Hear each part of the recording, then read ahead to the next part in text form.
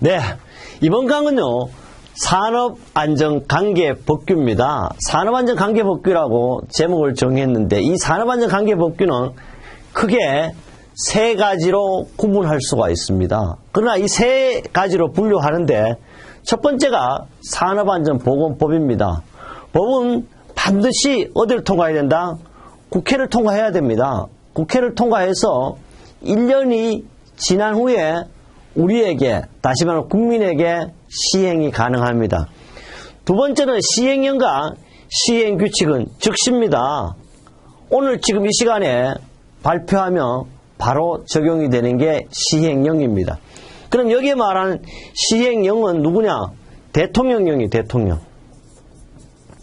대단한 겁니다. 우리 산업안전보건법 시행령 그러면 대통령의 령, 다시 말하면 거창하게 대통령령이라 그러죠. 대통령의 명령이에요. 그럼 다시 말하면 조금 협소적으로 한다면 대통령 말을 반드시 들으시오 이런 뜻이에요. 그 다음에 시행규칙은 뭐냐? 우리는 지금 산업안전관계법규는 정부 부처 중에 어디에 속하냐 그러면 고용노동부입니다. 고용노동부. 고용노동부에 속하다 보니까 누구의 영역에서 이건 당연히 고용노동부 장관의 영이 바로 시행규칙이에요. 그래서 시행규칙은요, 산업안전보건법이나 시행령이나 내용을 다 하지 못한 걸 장관의 명령으로서 하고 있습니다. 그래서 시행령, 시행규칙 등은 언제 시행된다? 오늘 법을, 시행령을 만들었으면 오늘 이제 발표합니다, 장관이. 장관이 발표하지 않지만 시행령으로 이제 공식적으로 정부의 문서로 발표를 하면 즉시 오늘부터 적용이 되게 되어 있습니다. 그렇다면요, 산업안전보건법은 언제 만들어졌냐? 역사적인 얘기를 제가 다 드릴 수 없지만 대한민국 산업안전보건법은 사실 어디에서 태동됐냐 하면 근로기준법이 있었습니다. 근로기준법에 대해서 1981년에 와서 산업안전보건법이 만들어졌어요. 그러다가 올해 언제냐?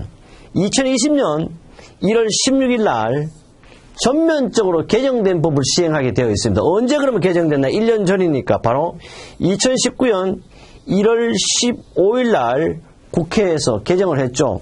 그 다음에 그러다 보니까 1년 후인 2020년 1월 16일부터 시행을 합니다. 또 그뿐 아닙니다.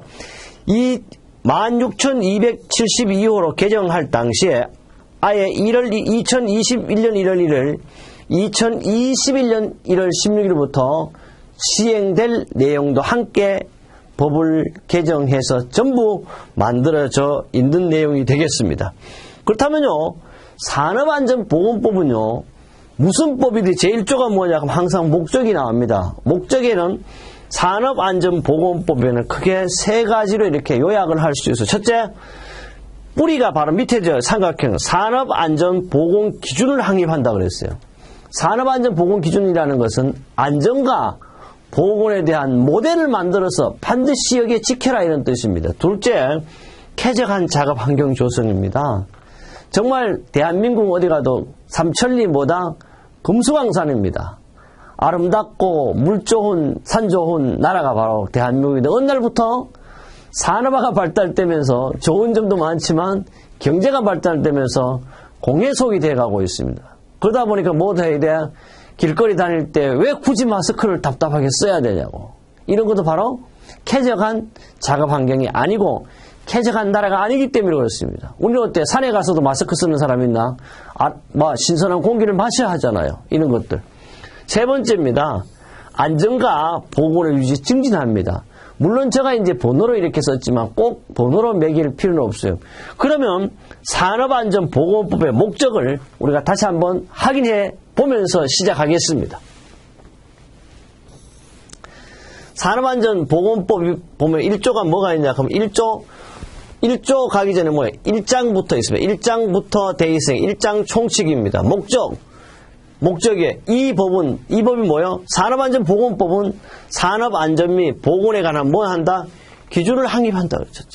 산업안전이나 보건에 관한 기준을 확립하겠다. 둘째, 책임의 소재를 명확하게 해야 하는데 나는 이거는 하지 않습니다. 뭔 책임을 누구한테 책임을 묻겠다는 겁니까?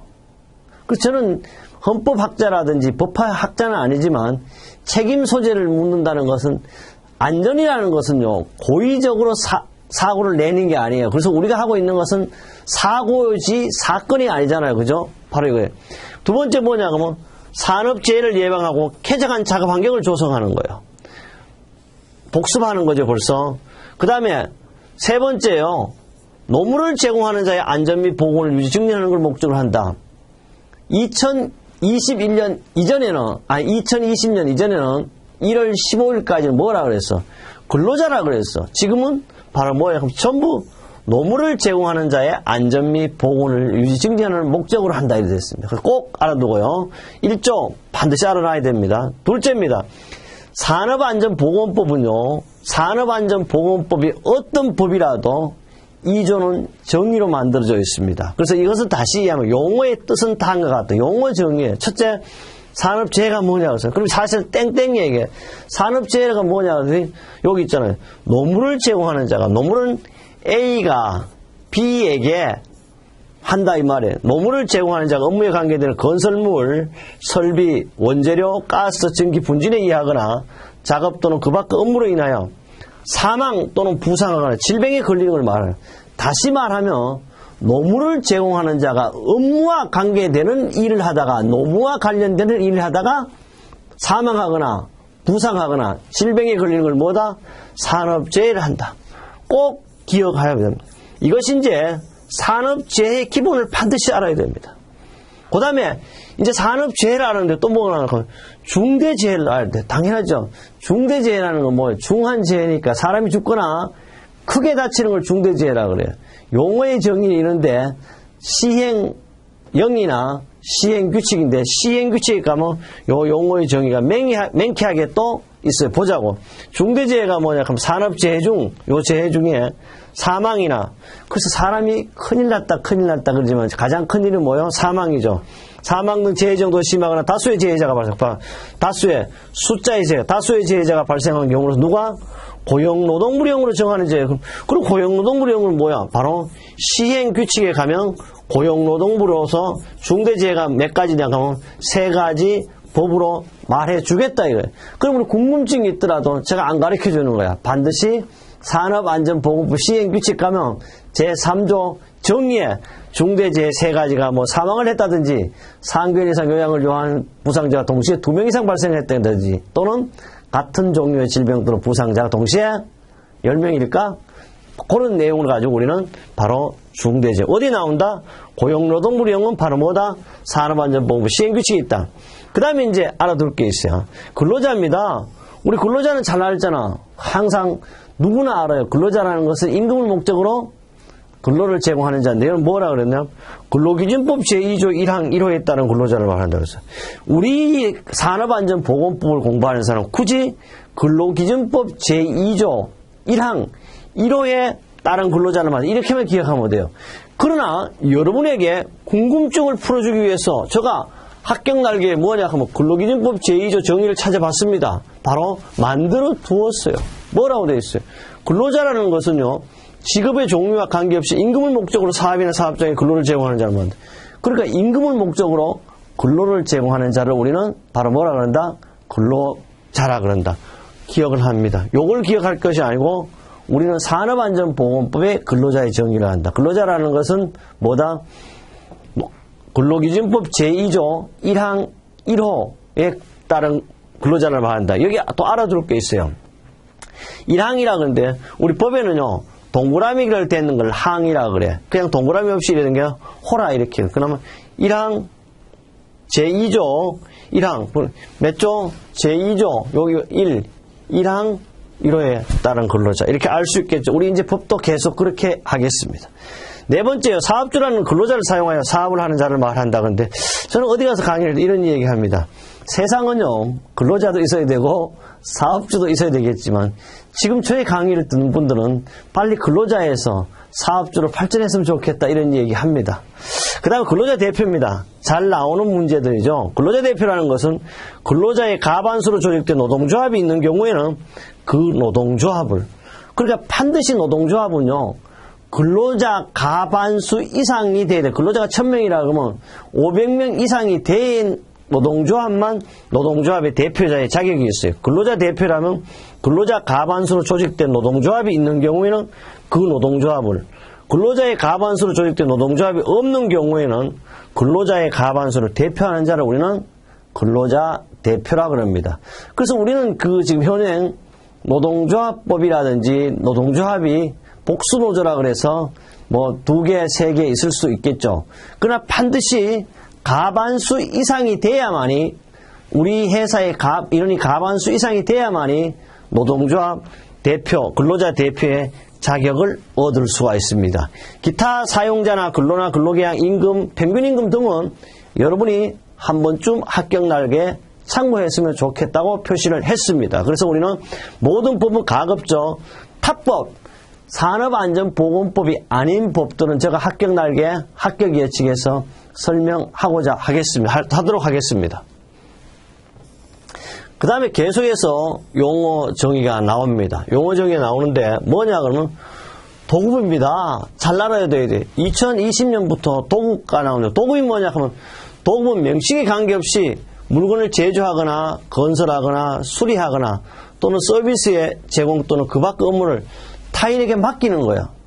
그러니까 명칭이 뭐 어떤 물건이다 이게 필요 없어요. 명칭에 관계없이 물건을 제조하거나 건설, 수리 또는 서비스를 제공하고 그 업무를 타인에게 맡기는 계약을 우리는 도급이라 한다. 꼭 기억해야 됩니다.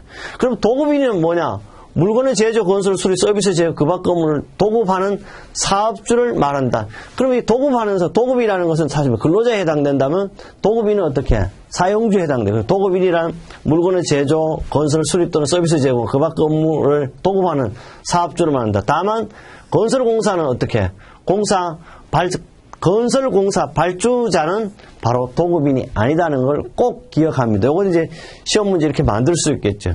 그 다음에 수급인이라는 것은 물건의 제조, 건설, 수리 또는 서비스의 제공 그 밖의 업무를 도급받는 사업주를 우리는 수급인이라고 그러고, 관계수급이란 도급이 여러 단계에 걸쳐 체결된 경우 각 단계별로 도급받은 사업주 전부를 말한다.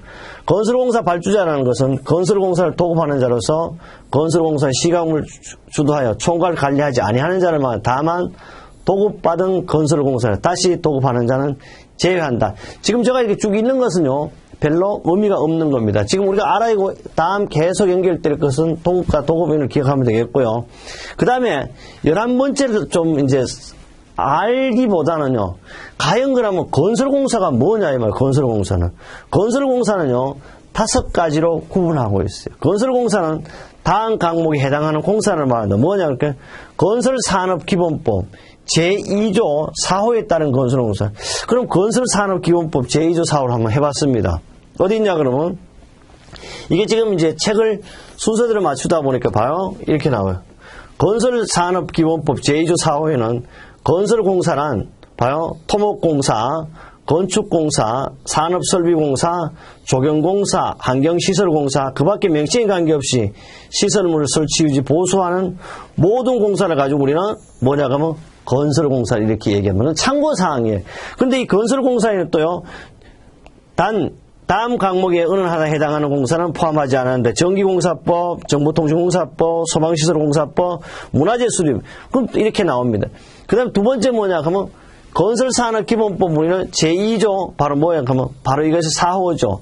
4호에 따른 건설공사고, 그 다음에 전기공사법 2조에 따른 전기공사 뒤편에서 바로 보겠습니다. 그 다음에 정보통신공사법 2조에 따른 정보통신공사, 그 다음에 소방시설공사법에 따른 소방시설공사, 문화재수리에 관한 법률에 따른 문화재수리공사. 그리고 이 5개를 가지고 크게 대분류예요. 대분류. 이 5개를 가지고 우리는 건설공사라 그런다. 그래서 여기서 이제 알아둘 것은 지금 합격 날개 합격 예측은 바로 여러분에게 참고로 제가 모든 법을 여기에 나오는 법을 만들어서 우측 좌측에 만들어 두었습니다. 그 다음에요, 안전보건진단이라는 말을 기억하고 있어야 돼요. 왜? 시행령과 시행규칙이 계속 나올 겁니다. 안전보건진단이라는 것은 산업재해를 예방하기 위해서, 우리 산업재해 이야기했어요. 바로 산업안전보건 제2조 용어의 정의에서 어떤 자가, 노무를 제공하는 자가 일을 하다가 부상하거나 사망하거나 질병에 걸리는 거 우리는 산업재해라고 해서 예방하기 위해 잠재적 위험성을 발견하고 그 개선 대책을 수립할 목적으로 조사 평가하는 것을 말한다. 그럼 다시 말하면 안전보건 진단 왜 하냐? 산업재해를 예방하기 위해서 또 예방도 목적이지만 잠재적 위험성 혹시나 일어날 것을 예방주사 맞는 것하고 똑같습니다. 그런 위험성을 발견하고 그 개선 대책을 수립할 목적으로 조사 평가하는 것을 말한다. 열셋째, 측정이라는 것은 이거 보건에 해당돼요. 작업환경 측정은 작업환경 실태를 파악하기 위해 해당 근로자에게 또는 작업장에 대하여 사업주가 유해인자에 대한 측정 계획을 수립한 후 시료를 채취하고 분석, 평가하는 것을 말한다. 참고적인 사항입니다. 그 다음에 여기 2조가 바로 나온 다음에요. 바로 뭐냐 그러면 제2장으로 왔습니다. 안전과 보건관리체제입니다. 전체적인 법을 못하기 때문에 필요한 내용을 합니다. 그 다음에 2장 보면요. 안전보건관리체제입니다. 안전보건관리체제는 1절 안전보건관리체제. 그 다음에 이게 이제 새로 이제 2020년 들어서 생겼습니다. 이사회 보고 승인사항이 있어요. 이사회 보고 승인사항인데 첫 번째부터 이상한 말이 나옵니다. 상법 170조에 따른 주식회사 중 대통령으로 정하는 회사의 대표이사는 대통령으로 정하는 바에 따라 맨 회사의 안전 및 보건에 관한 계획을 수립하여 이사회의 보고 승인을 받아야 하는데 제1항의 대표이사는 제1항 이걸 말합니다. 안전 및 보건에 관한 계획을 성실하게 이행해야 한다. 근데 다시 말하면 이제부터는 2021년부터 이 법은 적용돼요. 이 대상도 해놓을 겁니다. 제가. 그럼 좀 더 하고 제1항에 따라 안전보건에 관한 계획에는 안전보건에 관한 비용, 시설, 인원 등의 사항을 포함해야 되는데 그러면 안전보건계획에 포함될 사항 첫째 뭐요? 비용이 포함. 돈이 얼마 들 건가? 시설은 어디까지 할 건가? 그 다음에 사람은 몇 명에 이 사항을 포함한 거예요. 그래서 이 대상은요. 그러면 반드시 이사회를 보고해야 되고 승인해야 되는 것은 상시근로자 500명 이상인 회사 다 하는 게 아니고 상시근로자가 500명 넘는 회사 그 다음에 건설업체는 전년도 시공평가에 토목 건축공사에 하는데 순위가 대한민국에 1000위 이내의 건설 그러니까 1000위 안에 들어야 돼요. 이런 업체 나온다. 그럼 우리 시험에 나온다는 것은 이사회 보고 승인을 해야 되는 근로자는 몇 명이냐. 제조업일 때는 500명 건설업체는 바로 전년도 시공능력 평가액의 상위 1000위 이내 건설회사를 말하겠습니다. 그럼요. 상법 170조를 한번 보겠습니다. 상법 170조 어디 있냐? 바로 우리 상법 170조를 먼저 찾아보겠습니다. 여기 있습니다. 상법. 상법이 뭐냐 하면 우리 참고사항이지만 이제 우리 안전 전문가로서 이제 이런 걸 좀 알아놔야 되니까 상법에 보니까 107 회사의 종류, 회사는 첫째 한명회사, 둘째 합자회사, 셋째 유한책임회사, 넷째 주식회사, 다섯째 유한회사로 우리나라 회사는 몇 종으로 되어 있다? 모든 우리나라 회사는 5종으로 되어 있어요. 그래서 우리 회사는 한명, 합자, 유한책임회사, 주식회사, 유한회사 이렇게 5개 회사로 구분하고 있다는 것도 우리는 기억해야 되겠습니다. 그래요. 다시 앞으로 가보죠.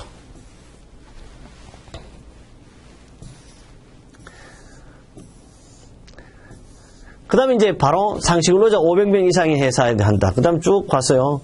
또 대상이 나옵니다. 대상에 하되 반드시 어떤 내용이냐면 이 내용이에요. 전년도 안전보건 활동 실정, 안전보건 경영, 안전보건 활동 계획, 안전보건 관리책, 이름 및 역할, 안전 및 보건에 관한 시설 내용입니다. 이 내용은 당장 시행되는 게 아니고 언제 한다? 2021년 1월 1일부터 2021년부터 하는 거예요. 그래서 쉽게 말해서 이제 앞으로 안전보건에 관한 것도 상법에 정해진 대로 5개 회사는 반드시 뭘 해야 된다? 이사회 승인을 거쳐야 된다는 내용입니다. 그래서 쉽게 말하면 안전을 매우 강화하고 있다 이렇게 알고 있으면 되겠습니다. 그 다음에 제2절입니다. 안전보건 25조 안전보건관리 규정의 작성입니다. 이 안전보건관리 규정은요. 저는 이렇게 말하고 있어요. 규정은 법입니다. 반드시 법을 지켜야 되죠. 그래서 사업주는 사업장 안전과 보건을 유지하여 다음과 같고 사항이 포함된 안전보건관리 규정을 작성해야 한다. 꼭 기억해야 돼요. 그러면 안전보건관리 규정은 누가 작성하냐? 누가? 사업주가 작성해. 사업주. 안전보건관리 규정은 사업주가 작성한다. 사업주는 그러니까 주인이 누구냐 하면 사업주예요.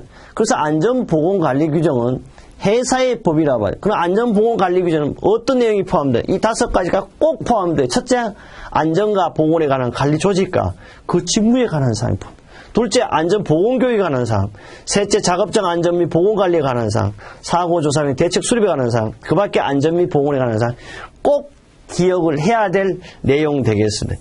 이것은요, 반드시 우리는 안전보건관리 규정에 포함 사항이 아닌 것은 이렇게 나올 수 있는 문제고, 또 뭐 주관식 문제라면 써라 이렇게 나올 수 있는 문제죠. 특히 이거는 기사로 나올 수 있지만 기술사, 지도사에도 항상 나올 수 있는 문제가 바로 이런 문제가 되겠습니다. 그래요. 제1항에 따른 안전보건에 관한 규정해가 이하 안전보건관리 규정. 이 말은 뭐냐 하면 다음부터 이렇게 갈로속을 넣지 않고 계속 안전보건관리 규정이라 하겠다 이 말이에요. 안전보건관리 규정은 단체 협약 또는 취업규칙에 반할 수 없고, 그러나 안전보건관리 규정이요, 단체 협약이나 취업규칙보다 반할 수 없다는, 앞서갈 수 없어요. 이런 뜻입니다. 이 경우 안전보건관리 규정 중 단체 협약 또는 취업규칙에 반하는 부분에 관하여서는 그 단체 협약 또는 취업규칙을 정한 기준에 따라, 쉽게 말하면 뭐다? 안전보건관리 규정도 대단하지만 취업규칙이나 단체 규정이 앞선다. 상이하다면 어디에 따라야 돼? 바로 단체 협약이나 취업규칙에 따라야 된다. 셋째, 안전보건관리 규정을 작성하여야 할 사업의 종류라든지 사업장의 상시, 근로자 수 및 안전보건 포함되어야 할 세부적인 내용은 그 밖에 필요한 사항은 누가 정한다? 이걸 이제 안다? 고용노동부령으로 정한다. 고용노동부령으로 정한다는 말은 어디 있어요? 그럼 시행규칙에 가서 상세히 하겠다 이 말. 바로 시행규칙도 이제 찾기 쉬워요. 바로 이런 시행규칙도 안전보건관리 규정의 딱 2장에 가면 이런 내용이 나옵니다. 그래서 여러분 법은 뭐다? 기본적인 내용을 다루는 거라고 생각해요. 그럼 우리 이런 말 있잖아요. 법대로 하자고. 법은요, 국민 누구나 최소한이 지켜야 될 거야. 그리고 법대로 하는 거예요. 그럼 우리는요, 법대로 하지 않아요. 법보다 더 높은 차원에 살고 있죠. 우리는 어때요? 도덕과 윤리적으로 완전한 사람. 실제 우리 모든 여러분 어떻게, 뭐가 필요 없다? 법이 필요 없는 분들이죠. 지금 강의를 듣고 있는 뭐 법이 필요하나? 법이 필요 없고, 사실은 이것은 우리가 최고의 전문 자격증을 얻기 위해서 법을 공부하는 거지, 실제 이런 법을 우리는 알 필요성이 없죠. 복잡하게 길거리 걸어가는데 이 법은 어디에 적었나? 알 필요성이 없습니다. 그래서 우리는 도덕과 윤리가 완벽한 사람이라고 생각됩니다. 그걸 계속해서 보겠습니다. 세 번째 장인데요.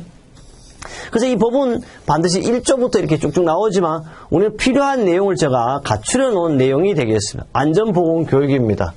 진짜 우리 이런 말이 있잖아요. 알아야 뭘 한다? 면장한다고. 정말 교육이 가장 중요한 겁니다. 얼마나 교육이 중요하냐? 그러면 여러분이 이제 생각해 보십시오. 여러분은 국민학교를 다녔는지 초등학교를 다녔는지 제가 알 수는 없지만 초등학교 1학년 딱 입학하면요, 다음 날 갈 때 아버지 학교 다녀오겠습니다 이렇게 인사하고 가잖아요. 배꼽에서. 요새는 뭐 유치원에서 다 배우지만 그만큼 교육의 효과가 있다. 그래서요, 여러분도 법을 하면 틀림없이 어떤 시험을 보더라도 안전하게 합격할 수 있습니다. 그래요. 근로자에 대한 안전보호. 근로자는 뭘 받아야 된다? 안전보건교육을 받아야 돼. 근로자는, 사업주는 소속 근로자에게 고용노동부령이 정하는 바에 따라 정기적으로 안전보건교육을 해야 한다. 여기 또 고용노동부령이 나오면 어디에 들어가면 시행규칙에 명쾌하게 정의가 돼 있다 이 말이에요. 둘째, 그럼 이거 1항, 2항이에요. 사업주는 건설 일용 근로자는 제외한다. 건설 근로자는 예외한다. 채용할 때는 작업 내용을, 그럼 여기 좀 더 이제 가면 이제 근로자에게는 이걸 가면 정기적인 안전보건교육도 시켜야 되고, 그 다음에 쭉 가서 작업 내용 변경할 때도 안전보건 시켜야 되고, 또 채용할 때도 안전보건교육 시켜야, 이 말이에요. 역시 고용노동부령이 정하는 바에 따라 안전보호해야 한다. 어디 가면 역시 고용노동부령으로 정하는 바예요. 그 고용노동부령으로 정하니까 역시 어디 있다? 시행규칙에 가면 여러분 별표로 상세하게 정의되어 있습니다. 3번입니다. 사업주는요, 3번이 아니고 3항, 사업주는 근로자를 위하거나 위험한 작업을 채용하거나 그 작업으로 인한 내용을 변경할 때는 2항에 따른 안전보건교육 외에 고용노동부령으로 정하는 바에 따라 유해한 위험 작업에 대한 안전보고, 이걸 가지고 우리는 시행규칙에 가면 있어요. 이걸 가지고 우리는 특별안전보건교육이라고 그래요. 뭔 얘기냐? 유해 위험 작업, 우리나라 산업안전보건 제가 먼저 얘기해주면 40종류의 작업에는 반드시 특별안전보건교육을 실시해야 됩니다. 그러나 지금 제가 특별안전보건 또 더 많이 생길 수도 있고 때로는 특별안전보건 대상자를 줄일 수도 있습니다. 항상 고정된 것은 아니라 법은 어떻게 수시는 아니지만 법은 항상 그 시대에 맞게 변경됩니다. 사항입니다. 사업주는 1항부터 3항까지 규정에 따른 안전보건교육을 제33조, 그럼 우리 산업안전보건 33조에 따라 누구에게 등록한 자에게, 고용노동부 장관에게 등록한 안전보건교육기관에 위탁할 수 있다. 다시 이야기하면 안전보건교육을 채용시 안전보건교육 또는 근로자 정기안전보건교육, 작업 내용 변경시 안전보건교육, 특별안전보건교육을 회사에서 실시하든지 그러지 않으면 어디에 안전보건교육기관에 위탁할 수 있어요. 뭐 지도사가 운영하는 데라든지 또는 뭐 공공협회 안전보건교육기관이 있습니다. 네 번째 장입니다. 유해위험 방지 조치입니다. 유해위험. 그럼 뭔가 안 좋죠. 위험하다. 한데 방지 조치를 어떻게 했냐. 이거는 34조에 있습니다. 법령 요지도 사업주는 이 법과 이 법에 따른 명령 요지 및